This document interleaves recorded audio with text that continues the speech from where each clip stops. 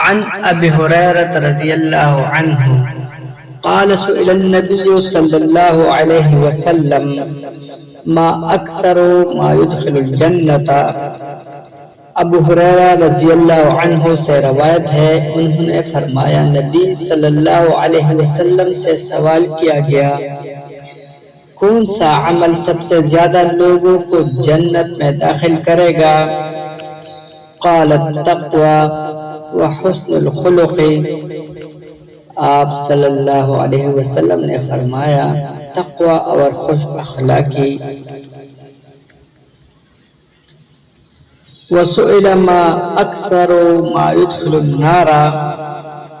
سوال کیا گیا کون سی چیز سب سے زیادہ لوگوں کو جہنم میں لے جائے گی؟ قال الاجوفان الفم والفرج. فرمایا دو خفی چیزیں منہ اور شرمگاہ.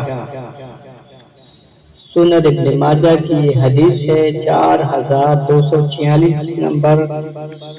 اللہ تعالی ہم سب کو متقی اور پرہیزگار بنائے، اور اللہ تعالی ہم سب کو برے اخلاق اور تمام برائیوں سے بچائے، قرآن و حدیث پر خود بھی عمل کرے اور دوسروں تک بھی پہنچائے. اگر کوئی ہمارے کہنے سننے سے عمل کرے گا تو ہمیں عمل کرنے والے کے برابر اجر و ثواب ملے گا. جزاک اللہ خیرا.